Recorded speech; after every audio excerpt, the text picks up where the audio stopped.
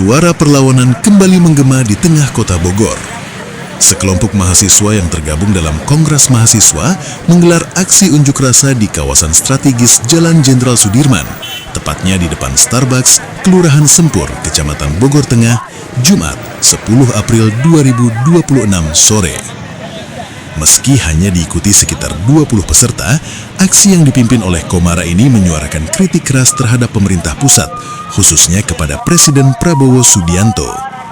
Dengan menggunakan megafon dan membentangkan spanduk bernada tajam seperti usut tuntas drama Andri Yunus, kembalikan TNI ke barak, hingga The Government Incompetence, masa aksi menunjukkan kekecewaan mendalam terhadap arah kebijakan dan situasi kebangsaan yang dinilai semakin memprihatinkan.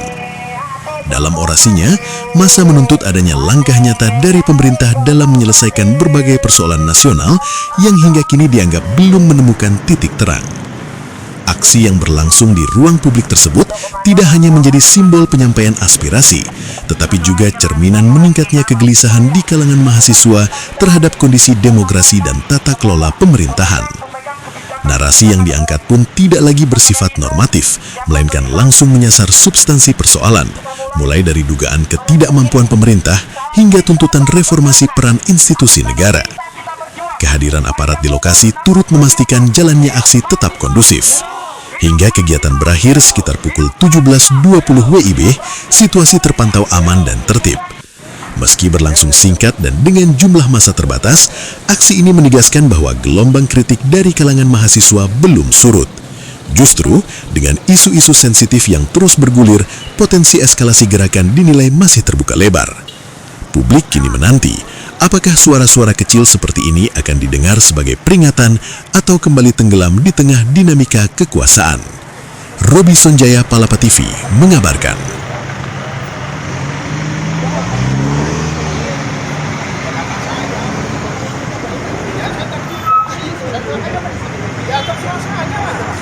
Saya lagi siaga di situ, udah dari tadi. Saya nunggu dari situ. Iya, saya udah dari tadi nungguin.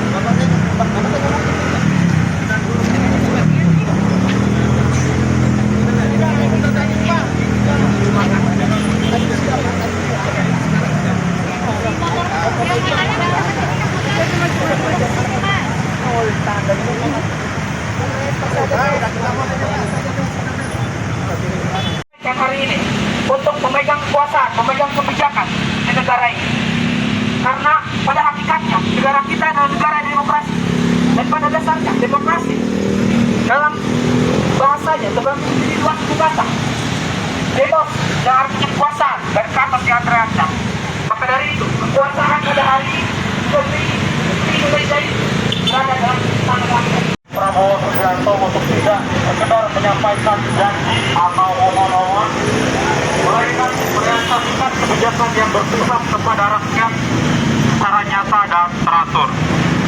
Yang kedua, menuntut pengembalian peran Tentara Nasional Indonesia atau TNI ke fungsi utamanya di Barak, serta menolak keterlibatan TNI dalam ranah sipil, mengingat adanya berbagai dugaan pelanggaran yang mencederai prinsip demokrasi dan supremasi sipil. Yang ketiga, mendesak adanya keterbukaan dan transparansi dalam proses peradilan militer terhadap anggota TNI yang diduga melakukan pelanggaran, serta memastikan setiap proses hukum berjalan secara akuntabel, adil, dan dapat diawasi. Keempat, mendesak percepatan reformasi institusi Polri secara menyeluruh, baik secara struktural maupun kultural, guna mewujudkan penegakan hukum yang profesional, transparan, dan berkeadilan. 5. Menuntut penegak hukum yang tegas dan tanpa pandang bulu terhadap oknum aparat kepolisian yang terbukti melakukan pelanggaran, serta memastikan keterbukaan informasi pada publik. 6. Mendorong penguatan sistem pengawasan eksternal yang independen terhadap institusi Polri guna menjamin akuntabilitas dan memulihkan kepercayaan masyarakat. 7. Mendesak optimalisasi kinerja Badan Gizi Nasional atau BGN agar program pembangunan gizi secara efektif, efisien, dan tepat sasaran berdasarkan data yang akurat dan berintegritas. Maka, menuntut transparansi dan akuntabel dalam pengelolaan anggaran Badan Gizi Nasional (BGN) guna mencegah pemborosan dan penyalahgunaan dana publik. Kesembilan, mendorong evaluasi menyeluruh terhadap berkelanjutan terhadap program-program Badan Gizi Nasional atau BGN berbasis pada dampak nyata bagi masyarakat. 10. Mencegah revitalisasi operasi desa atau KOPDES agar berfungsi secara optimal sebagai instrumen penguatan ekonomi masyarakat desa. 11.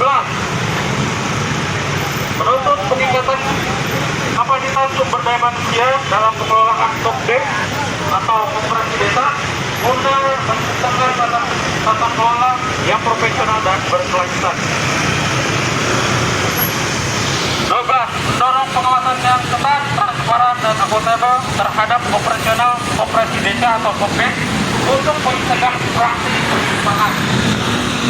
Yang terakhir, menuntut pemerintah untuk memastikan bahwa operasi desa atau KOPDES benar-benar menjadi basis ekonomi kerakyatan yang mampu meningkatkan kesejahteraan masyarakat desa. Itu beberapa poin dari yang kami sampaikan.